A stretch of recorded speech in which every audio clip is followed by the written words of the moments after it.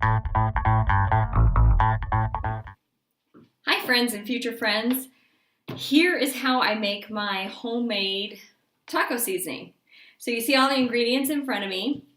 I get my recipe from Bethany's Pantry off of Pinterest.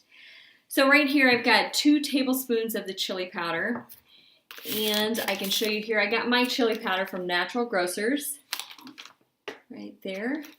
I like this better because it's fresher. I just prefer the taste. You can always just get whatever you want from the grocery store.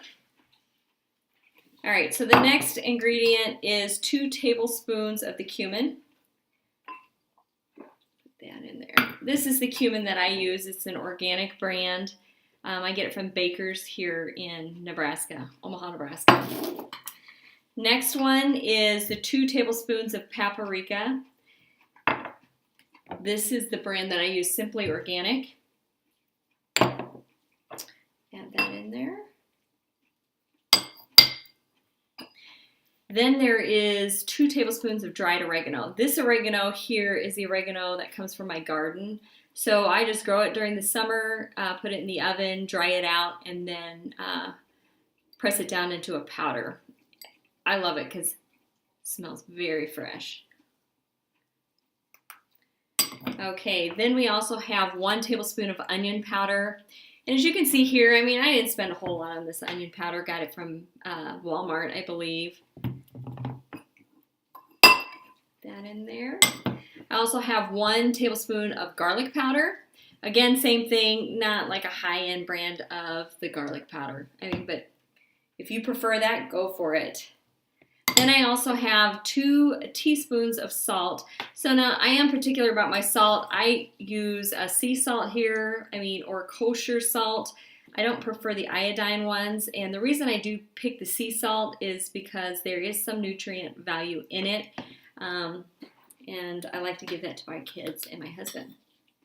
And lastly, it's the pepper. So just a teaspoon of pepper. Again, I just grab mine. You can get whatever pepper, but mine comes from Natural Grocers. Put that in there. You can also add a half a teaspoon of cayenne pepper, but because of my, being so hot and the kids and stuff, I don't add it in there just so that they'll eat it. But as you can see, it's kind of colorful and pretty. So I'm going to mix that up. It has a lot of great smells here. I can smell all of these coming together. The other nice thing about this is for those of you that have to have a diet that requires less salt, you can control the salt intake or the salt in the amount of taco seasoning. And if it's not enough salt for some of you, then you can add a little bit more too. Not a big deal. But this is the end product here. So I will add it into, like I made some earlier, into a mason jar, keep it in the fridge or keep it in the pantry.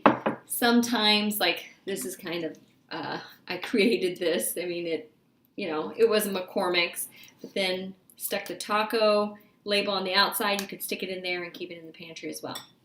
So hopefully that helped you out, and it's pretty simple. And as promised, here is that taco recipe from Brittany's Pantry. Hope you enjoyed it. My name is Patti Toom, and let's just keep it real.